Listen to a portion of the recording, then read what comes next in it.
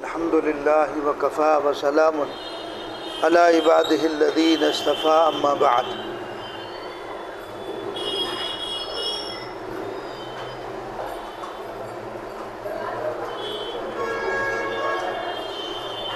إن أبغض الحلال عند الله الطلاق أو كما قال عليه الصلاة والسلام۔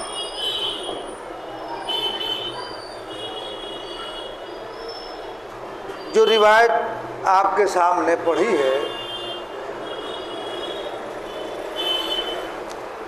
اس روایت میں حلال چیزوں میں سب سے زیادہ مبغوض ترین چیز اللہ کے نزدیک طلاق ہے، اس کو بیان کیا گیا۔ اس وقت ہمارے معاشرے میں طلاق کی اتنی کثرت ہے، یعنی کوئی دن ایسا نہیں جاتا جس دن طلاق کا مسئلہ نہ آتا۔ ہمارے نوجوانوں کا کام شراب پینا، طلاق دینا۔ دارالفتہ میں کوئی دن ایسا جاتا ہے کہ طلاق کا مسئلہ نہ آتا، کوئی دن کہ شراب پی لی تھی، نشے کی حالت میں طلاق دے دی، ذرا سی بات پر انبن ہوئی، طلاق دے دی۔ تو طلاق کا جو ریشو ہے وہ بڑھتا جا رہا، اس کی کثرت، اور یہ بھی علامات قیامت میں سے ایک علامت ہے کہ قرب قیامت طلاق کی کثرت ہوگی۔ تو اللہ کے رسول صلی اللہ علیہ وسلم نے فرمایا، ابغض الحلال، حلال چیزوں میں سب سے زیادہ مبغوض ترین چیز کیا ہے؟ طلاق۔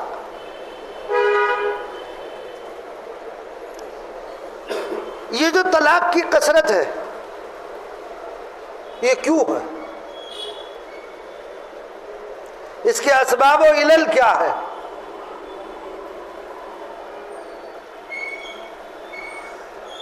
اور پہلی بات ایک یہ ہے کہ جب آدمی طلاق دے دیتا ہے تب پوچھنے کے لیے آتا ہے کہ طلاق ہو گئی یا نہیں ہوئی، ہوئی تو کتنی ہوئی، ہے نا؟ بھئی اگر طلاق دینے کی مجبوری پیش آ جائے تو اس بات کو بھی قرآن و احادیث شریفہ میں بیان کیا گیا ہے کہ اگر دو آدمیوں میں نبھا مشکل ہو رہا ہے، زندگی گزارنا دشوار ہو رہا ہے، اب وہ دونوں بندھن سے الگ ہونا چاہتے ہیں، کوئی ایسی شرعی مجبوری آ ہی جاتی ہے تو شریعت نے اس کا بھی تو حل بتایا ہے، اس کا بھی تو طریقہ بتایا ہے۔ بھئی اگر طلاق دینے کی نوبت آ جائے تو طلاق کیسے دے، یہ بھی شریعت نے بتایا۔ یہ پوچھنے نہیں آتے، یہ نہیں پوچھنے آتے ہیں۔ بھئی تمہیں اگر طلاق دینے کے بعد پھر دارالفتہ پہنچتے ہیں، ارے بھئی طلاق دینے سے پہلے پہنچو، صلح کی صورت اختیار کی جائے، اور اگر حالات اس مقام تک پہنچ گئے کہ طلاق دینے کی نوبت ہی آ جائے تو پھر طلاق دینے کا طریقہ بھی معلوم کرو کہ شریعت نے ہمیں طریقہ کیا بتایا ہے، کیا سکھایا ہے، طلاق دی جائے تو کیسے دی جائے۔ مگر 3 طلاق دے کر پھر دارالفتہ آتے ہیں کہ جی ہوئی یا نہ ہوئی، لڑکی کہہ رہی 3 طلاق میں نے سنی ہے، لڑکا کہہ رہا جی میں نے تو دی نہیں۔ آج ہی کے کئی واقعے ہیں کہ جی لڑکا شراب پی کر آیا تھا، اس نے طلاق دے دی، صبح کو اٹھا تو کہتا میں نے تو طلاق دی نہیں، بیوی کری طلاق دی ہے، 3 طلاق دی ہے، اس نے صاف الفاظ میں دی ہے۔ اب آتے ہیں مفتی کے پاس حل کے لیے، ارے پہلے ہی آ جاؤ نا، اس نوبت سے پہلے، کہ یہاں تک نوبت ہی نہ پہنچے اس سے پہلے آ کے معلومات لے لو۔ لیکن ہم مشغول اتنے ہیں کہ ہمارے لیے شرعی احکامات کو معلوم کرنے کے لیے وقت نہیں ہے، ہمارے پاس ساری چیزوں کے لیے وقت ہے۔ چائے کے ہوٹلوں پہ گھنٹوں گزار دیں گے، چوراہوں پر بیٹھ کر گپاشٹنگ کرتے رہیں گے، گھنٹوں گزار دیں گے، ان تمام فالتو اور فضول کاموں کے لیے ہمارے پاس وقت ہے. کوئی مسئلہ مل جائے اس پر چرچا ہم سے کرا لو، اس کے لیے ہمارے پاس بہت وقت ہے. لیکن شرعی مسائل کو معلوم کرنے کے لیے، شرعی بات کی تحقیق کرنے کے لیے ہمارے پاس وقت نہیں ہے. اس لیے دوستو، اگر اول تو طلاق کی نوبت آنی ہی نہ چاہیے، لیکن اگر آ جائے ایک مجبوری ہے. شریعت نے بھی پھر اس کو جو ہے اس کا طریقہ بتایا ہے. تو اللہ کے رسول صلی اللہ علیہ وسلم فرما رہے ہیں حلال چیزوں میں سب سے زیادہ مبغوض، اللہ کو ناپسندیدہ جو چیز ہے وہ ہے طلاق. معلوم ہوا، اس روایت سے یہ بات معلوم ہوتی ہے کہ طلاق دینا حلال ہے. ابغض الحلال فرمایا، ابغض الحرام نہیں فرمایا، ابغض الحلال، حلال چیزوں میں سب سے زیادہ ناپسندیدہ چیز. اور اس ناپسندیدہ چیز کو ہم اختیار کیے ہوئے ہیں. اور ہمارا نوجوان تو اس وقت ایسا ہو رہا الامان والحفیظ، اور بالخصوص اس کے پاس کچھ تھوڑے پیسے بھی آ جائیں پھر تو بالکل آپے سے باہر ہے. اور یہ بھی ہمارے معاشرے میں اس نے طلاق دی دوسرے دینے کے لیے تیار ہے. لڑکیاں اتنی بے نکاحی بیٹھی ہوئی ہیں، مطلقہ ہیں، بے نکاحی بیٹھی ہوئی ہیں، نکاح نہیں، رشتے نہیں آ رہے ہیں، وہ دینے کے لیے تیار ہے. وہ طلاق پہ طلاق دیے جا رہا ہے، اس لڑکی کو دیے جا رہا ہے. ابھی گزشتہ ہفتے کی بات ہے، ایک آدمی، ایک لڑکا نوجوان 4 طلاق دے چکا ہے، پھر بھی 5ویں کی دینے کے لیے تیار. ارے اس کا بائیکاٹ کر دو معاشرے سے. جو بلا وجہ، بلا عذر شرعی کے یہ کام کیا جا رہا ہے، وہ طلاق اس نے ایک مذاق بنا رکھا ہے طلاق کا کہ جب چاہو طلاق دے دو اور پھر جا کر کے دوسری کر لو. ایسے شخص کا معاشرے سے بائیکاٹ کر دینا چاہیے کہ ایسے شخص کو لڑکی مت دو جو لڑکی کے ساتھ کھیلواڑ کر رہا ہو، جو لڑکی کے ساتھ ظلم و زیادتی پر اتر آئے، ذرا سی بات پر طلاق دے دی. تو اس لیے ایسے کھیلواڑ کرنے والے کو اس کو کچھ سبق تو سکھانا چاہیے نا. بھئی آپ اور کچھ نہیں کر سکتے ہیں، یہ شرعی قانون کا نفاذ تو ہے نہیں، شریعت کے مطابق اس کو سزا نہیں دی جا سکتی ہے. تو یہ تو ہمارے اختیار میں ہے کہ جب وہ اس نوعیت کا فرد ہے کہ وہ نکاح کرتا ہے، چند مہینے رکھا، طلاق دے دی، اس کا نکاح، وہ اگر اس کا رشتہ ہے مت کرو، اس کا بائیکاٹ کر دو کہ نہیں ایسے آدمی سے ہم نہیں کریں گے. دیکھو چند دنوں میں اگر اس کی عقل ٹھکانے نہ آ جائے. آپ نے سنا ہوگا اور آج بھی ہے، بعض دیہاتوں میں کیا ہوتا ہے، وہ دیہاتوں میں بعض یعنی وہ معاشرتی چیز پر کچھ اصول وہ بنا لیتے ہیں کہ جو ان کی پابندی کرے گا وہ ہمارے اس میں رہے گا، اور جو اس کو توڑے گا تو اس کا حقہ پانی بند. اگرچہ اس میں بات غیر شرعی چیزیں بھی ہوتی ہیں، وہ نہیں کرنی چاہیے، لیکن اگر ایک معاشرتی چیز، معاشرے کو سدھارنے کے لیے اگر انہوں نے کوئی اصول بنا لیا ہے اور پھر وہ اس کی خلاف ورزی کرتا ہے تو گاؤں والے کیا کر دیتے ہیں کہ اس کا حقہ پانی بند، اس کے کسی معاملات میں شریک نہیں ہوں گے. چند دن میں کسی کی ہمت نہیں ہوتی اس کے خلاف جانے کی، اگر وہ کر لے تو اس کا بائیکاٹ کر دیتے ہیں مکمل. نہ اس کے ساتھ کہ اس کے بیاہ شادی میں، نہ اس سے لین دین میں، کسی میں شریک نہیں ہوتے. چند دن میں اس کی عقل ٹھکانے آ جاتی ہے. لیکن یہ کام کرنے کے لیے تھوڑا سا اوپر اٹھنا پڑے گا. کیوں؟ اس لیے کہ رشتہ داریاں بھی مانے آئیں گی کہ بھائی یار میری رشتہ داری ہے، اس سے اگر ایسا کرا تو یوں ہو جائے گا. رشتہ داریوں کو جو کڑی جڑی ہوئی ہے، نہیں، اللہ کے لیے کرو گے. جب نظر اللہ پر ہوگی اور اللہ کی رضا کے لیے یہ کام کرو گے تو پھر انشاءاللہ ثم انشاءاللہ وہ رشتہ داریاں بھی آپ کی ایک طرف ہوگی. اللہ کی رضا چاہیے. جو رشتہ دار شریعت کے خلاف چل رہا، شریعت کے حکموں کو توڑ رہا ہے، وہ شریعت کی پرواہ نہیں کر رہا، تم اس کی پرواہ کیوں کر رہے بھائی؟ بھئی ایک آدمی اللہ کی نہیں مان رہا، تم اس کی کیوں ماننے؟ پھر کہ یہ کہو کہ جب تم اللہ کی نہیں مانتے تمہارا کوئی تعلق، ہم تمہاری نہیں مانیں. لیکن اس کے لیے تو جرأت اور ہمت چاہیے. وہ جرأت ہم میں ہے نہیں. کہیں دوستی آڑے آ جائے گی، کہیں رشتہ داری آڑے آ جائے گی. اس کے لیے جرأت سے اور ہمت سے کام کرنا پڑتا ہے. صحابہ کو دیکھو، باپ اگر سامنے آ گیا تلوار رکی نہیں ہے. کتنے واقعات ہیں. جنگ ہوئی، کفر و اسلام کا جو ہے مقابلہ ہو رہا ہے، باپ بیٹے کے سامنے آ گیا، بیٹا باپ کے سامنے آ گیا تو تلوار رکی نہیں ہے، کیونکہ وہاں کام کس کے لیے ہو رہا؟ اللہ کے لیے۔ وہاں کام کس کے لیے؟ اللہ کے لیے ہو رہا۔ حضرت عمر رضی اللہ تعالیٰ عنہ کا مشہور واقعہ نہیں سنا ہوگا آپ نے؟ بہن کے گھر گئے تھے، چادر سمیٹ دیا تھا کہ رسول اللہ صلی اللہ علیہ وسلم جس بستر پر تشریف رکھتے ہو اس پر عمر نہیں بیٹھ سکتا۔ وہ اسلام لے کر اس وقت تک نہیں آئے تھے،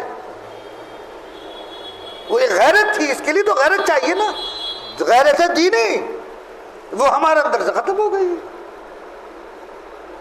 حدیث میں اللہ کے رسول صلی اللہ علیہ وسلم خود فرما رہے ہیں اذا فاتک الحیا ففعل ما شئت، جب حیا فوت ہو جائے تو جو چاہے کرو، وہی تو غیرت ہے۔ جب غیرت دینی نہیں ہوگی تو انسان جو چاہے کرے گا، اسے کوئی غیرت محسوس نہیں ہوگی۔ تو اس لیے حلال چیزوں میں سب سے زیادہ مقبول ترین چیز کیا ہے؟ طلاق ہے۔ لہذا طلاق سے بات رہے، طلاق تک نوبت نہ آئے اس کی کوشش آدمی کرے، صلح کی صورت اختیار کرے پہلے درجے میں۔ اگر کچھ ایسا معاملہ ہو رہا ہے تو کچھ افراد مل کر دونوں طرف سے اور ان کو اکٹھا کر دیں، یعنی کوئی صلح کی جہاں تک ممکن ہو سکے صلح کی کوشش کرو، صلح کا طریقہ نکالو۔ لیکن اگر نوبت طلاق ہی کیا جائے بدرجۂ مجبوری، کبھی ایسا ہوتا ہے کہ فالٹ لڑکے میں ہوتا ہے، کبھی ایسا ہوتا ہے کہ لڑکیوں میں بھی فالٹ ہوتا ہے، تو اب اگر ایسی نوبت آ جائے تو اس کو خوش اسلوبی کے ساتھ، یعنی دیکھو ہمیں شریعت یہ کہہ رہی کہ اگر طلاق کی نوبت آ بھی جائے نا تو تم اگر الگ ہو رہے ہو تو وہ بھی خوش اسلوبی کے ساتھ، نہ اتفاقیہ لڑائی اور جھگڑے کر کے مت ہو۔ اگر نوبت یہاں تک آ گئی ہے تو تم پولیس چوکی میں مت جاؤ، پولیس کیس مت کرو، ان ڈپارٹمنٹ میں جاؤ مت، اپنے مسائل کو لے کر خود حل کر لو۔ تم علیحدہ ہو خوش اسلوبی کے ساتھ، بھئی ہمارا آپ کا نواح نہیں ہو رہا۔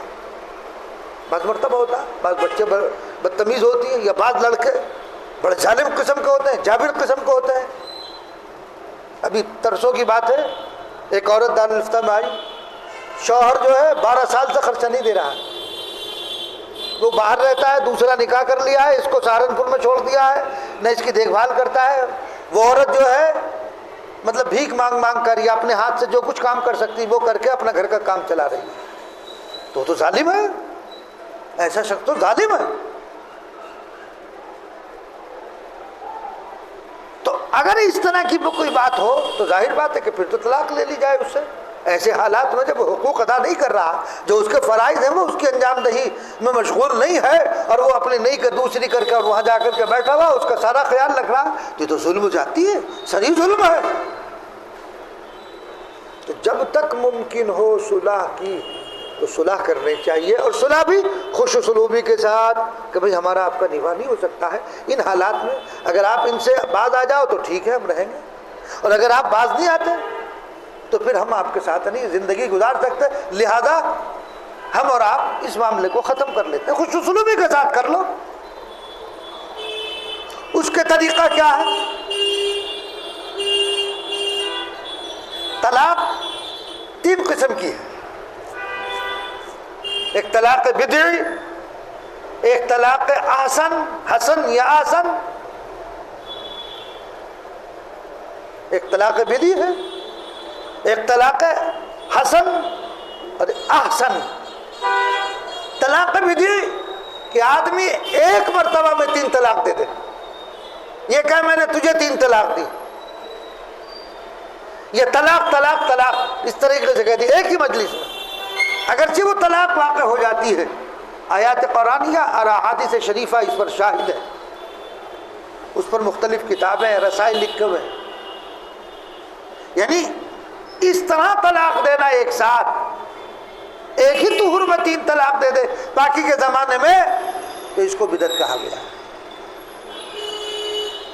اس طرح اگر نوبت آئے تو اس طرح نہیں، وہ طریقہ جو احسن جس کو کہا گیا ہے وہ انسان کو اختیار کرنا چاہیے۔ ایک دوسرا طریقہ ایک یہ ہے کہ آدمی جب عورت پاکی کی حالت میں ہو تو اس کو ایک طلاق دے دے، پھر دوسری مرتبہ جب حیض آئے، خون آ جائے اور اس کے بعد پاک ہو تو پھر دوسری اس میں دے دے، تیسرا جب طہور آئے، پاکی کا زمانہ آئے، تیسری اس میں دے دے۔ تیسری طلاق، تیسرا طریقہ طلاق کا جو احسن اور افضل، کہ جب پاکی کا زمانہ عورت کا ہے تو اس میں ایک طلاق دے بس۔ 3 ماہواری گزر جائیں گی، عورت نکاح سے آٹومیٹک باہر نکل جائے گی۔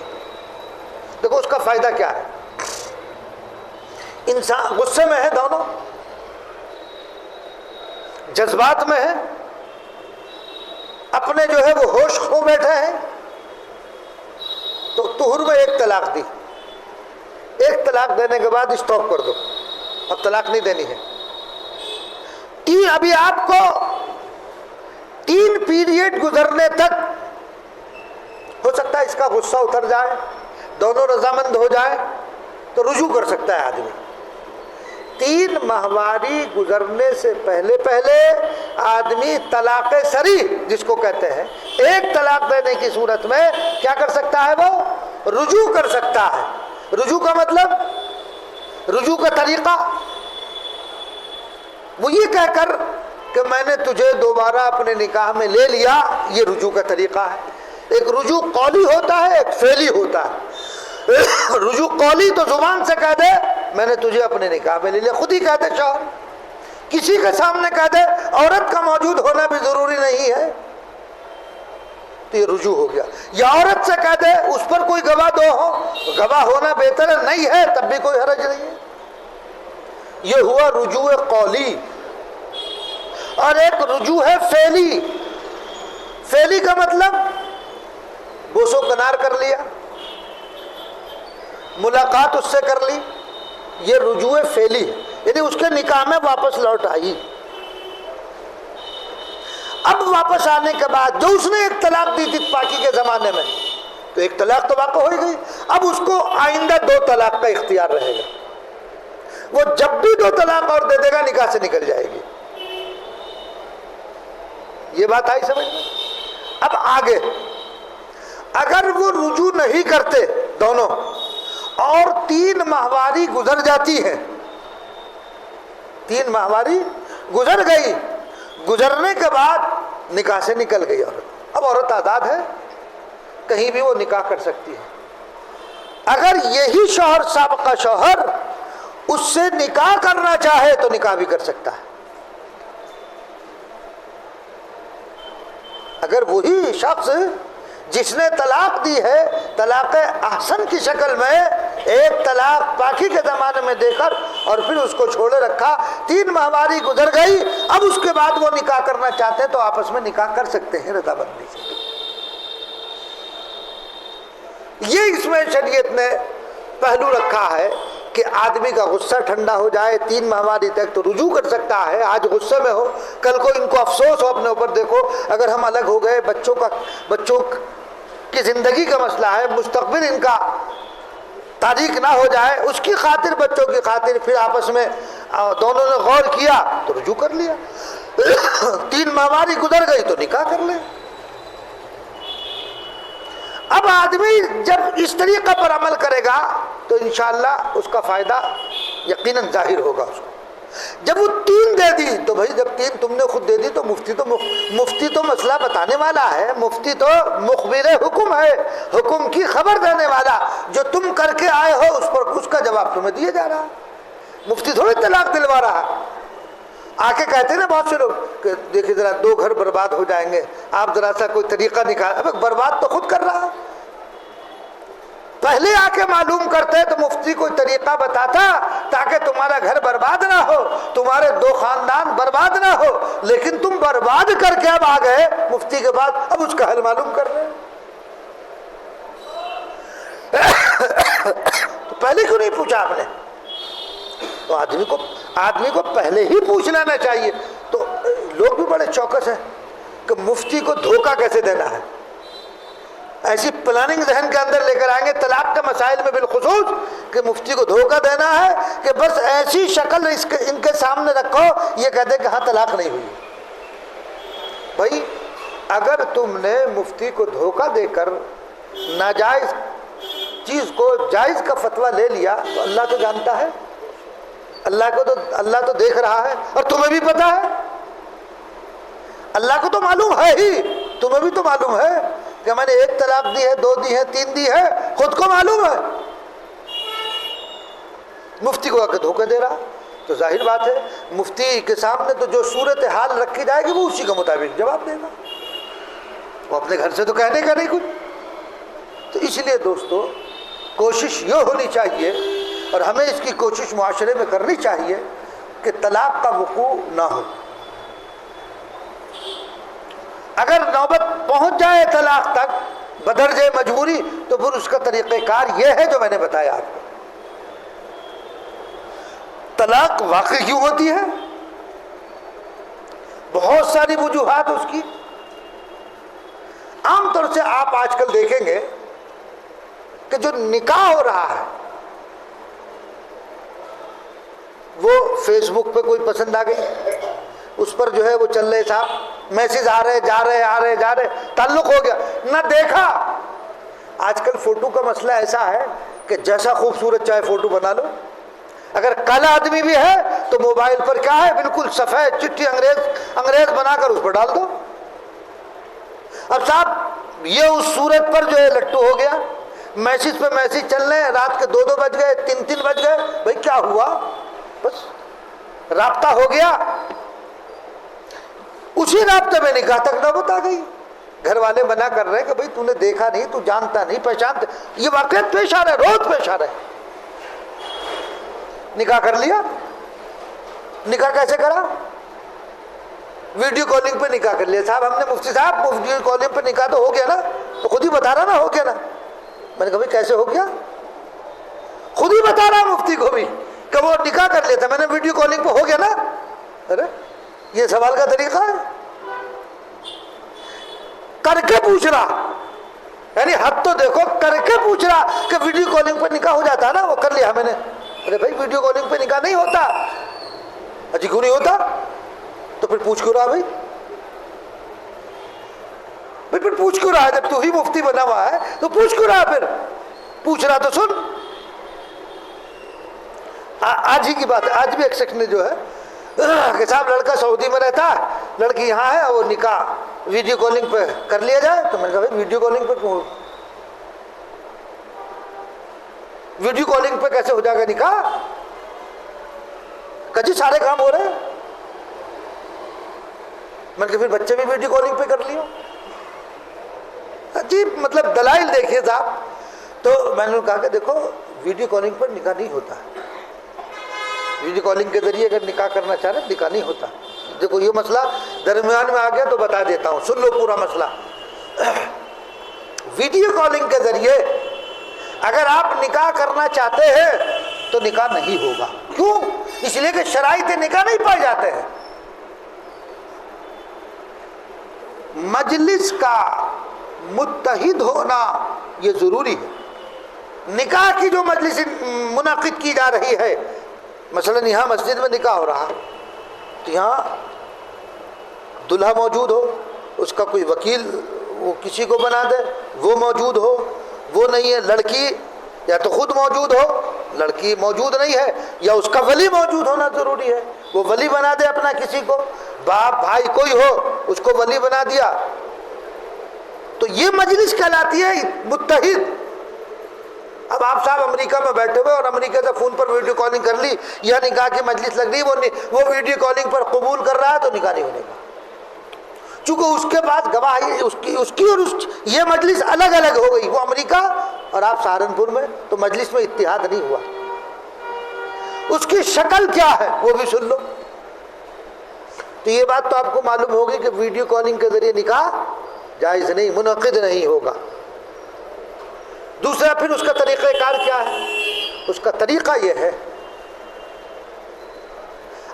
نکاح یہاں لڑکا سہارنپور میں ہے, لڑکی امریکہ میں ہے, مثلا سعودی میں ہے, کہیں بھی ہے. وہ پورا خاندان وہاں رہتا ہے، لیکن وہ چاہتے ہیں کہ نکاح ہو جائے، تو اس کی صورت یہ ہے کہ یہاں مسجد میں نکاح کی مجلس منعقد کی گئی، وہ لڑکی یہاں سہارنپور میں کسی کو اپنا وکیل بنا دے، ولی بنا دے کہ میری طرف سے ولی ہے،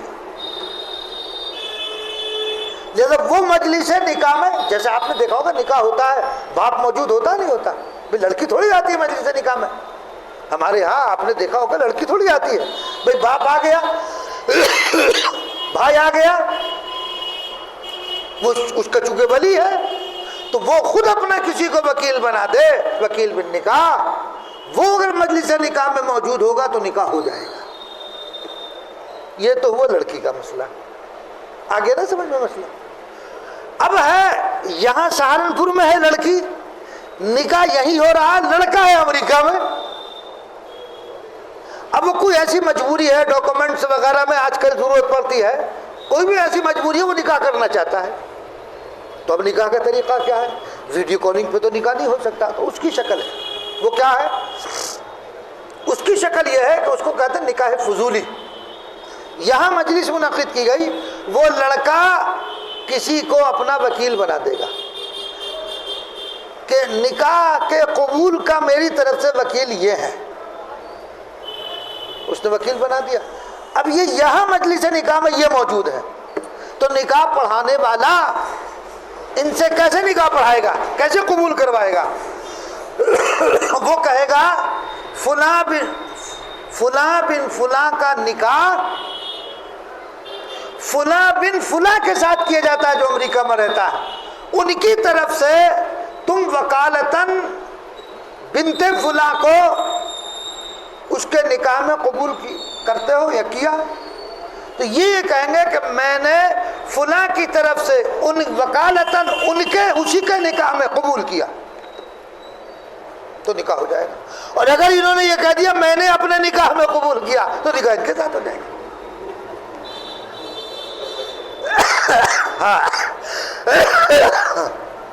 پھر لڑکی سے اجازت لی جائے گی، اگر لڑکی رضامند ہو گئی تو ان کے ساتھ نکاح ہو جائے گا، پھر اس کے ساتھ نہیں ہوگا وکیل کے ساتھ۔ ایک لڑکی نے اجازت دے دی کہ فلاں بن فلاں مجلس میں بیٹھا ہوا ہے، انہوں نے اپنے نکاح میں آپ تمہیں قبول کر لیا، منظور ہے؟ کہاں جی منظور ہے، تو ہو گیا۔ اب وہ امریکہ والا کہے گا بھائی یہ کیا ہوا، میں نے تو تمہیں وکیل بنایا تھا، تم نے خود ہی قبول کر لیا اپنے نکاح۔ تو اس میں جو نکاح پڑھانے والا ہو وہ چوکس ہونا چاہیے، اس کو مسائل سے واقفیت ہونی چاہیے، وہ جانتا ہو یہ ہے طریقہ نکاح کا۔ تو بہرحال ہماری بات چل رہی تھی کہ طلاق جو ہے اس کے اسباب یہ تو مختلف اسباب ہیں۔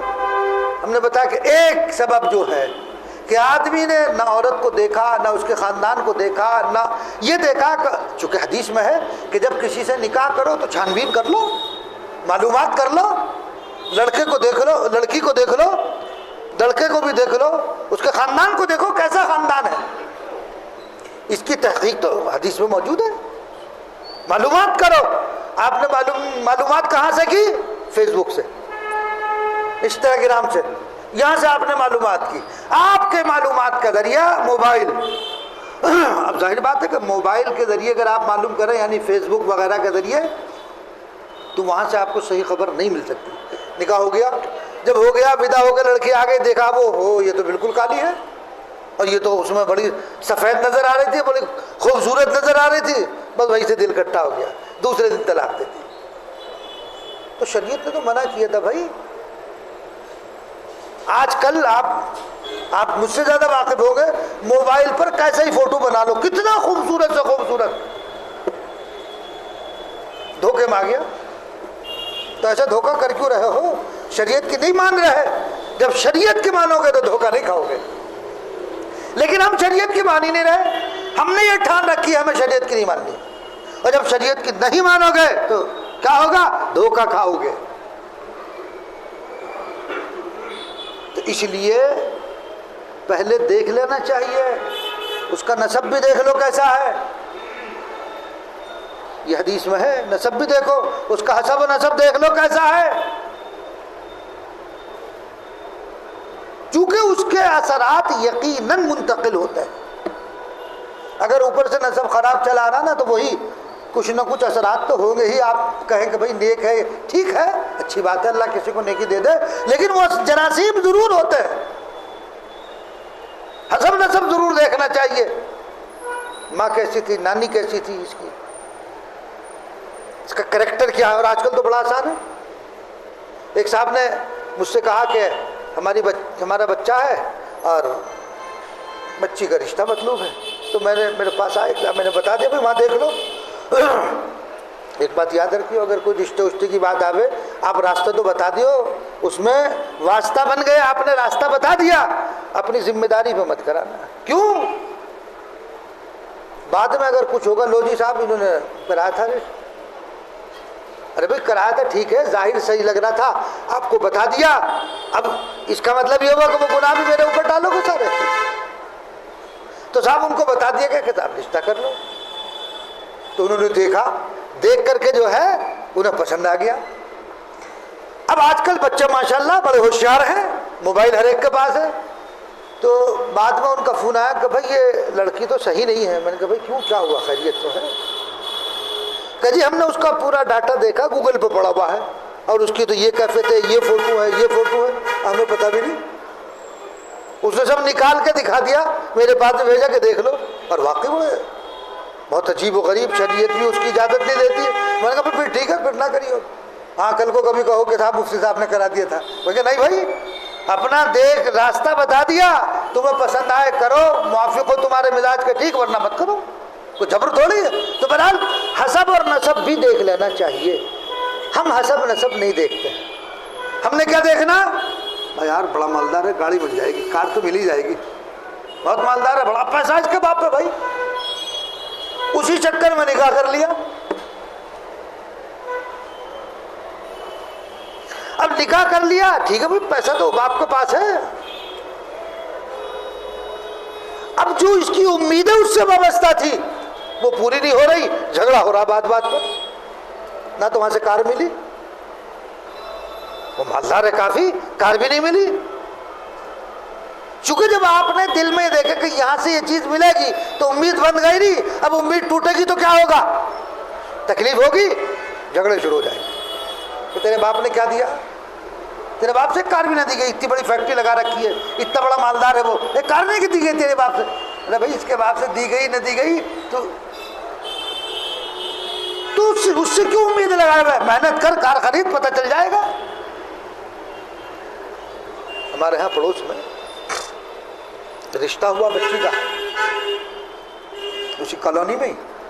تو وہ میرے پاس آئے کہ فلاں جگہ رشتہ کر دیا. تو میں نے کہا چلو اللہ تعالیٰ خیر کا معاملہ رکھے. ابھی 1 ہفتہ گزرا تھا, کتنا, 1 ہفتہ. کہنے لگا وہ کپڑے بھجوائے تھے, جیسے بھجواتے ہیں, کپڑے بھجوائے تھے, اور کہنے لگا بڑے ہلکے درجے کپڑے بھیجے, کہتے جبکہ 24,000 روپے کے کپڑے بھیجے. 24,000. چلو بیچارے وہ بھی پی گئے. اس کے بعد خبر آئی کہ جی وہ 4 پہیے والے دیں گے یا 2 پہیے والے دیں گے. وہ بیچارے میرے پاس آئے کہ جی ایسے ایسے بات ہے, مجھ سے کیا کرنا ہے. میں کہ رشتہ بالکل ختم کر دو ابھی سے, آگے کے لیے جھنجھٹ مت پالو. ابھی بچی گھر میں ہے, کچھ نہیں ہوا. کہ بھائی تو 4 پہ چل یا 5 پہ چل, ہمارا کوئی واسطہ تیرے سے نہیں ہے. تو بتاؤ اس طرح سے مانگ کرتے ہیں, حرام ہے, حرام پتن. اب اگر ہمت ہے خود کیوں نہیں کرتے, بھکاری بن جاتے کہ لڑکی والا دے گا ہمیں. اب اس پر کیوں توقع رکھے ہوئے, خود کیوں نہیں کرتا. تو یہ جو امیدیں وابستہ ہوتی ہیں اور وہ امید پوری نہ ہو, طلاق کی نوبتیں آ جاتی ہیں.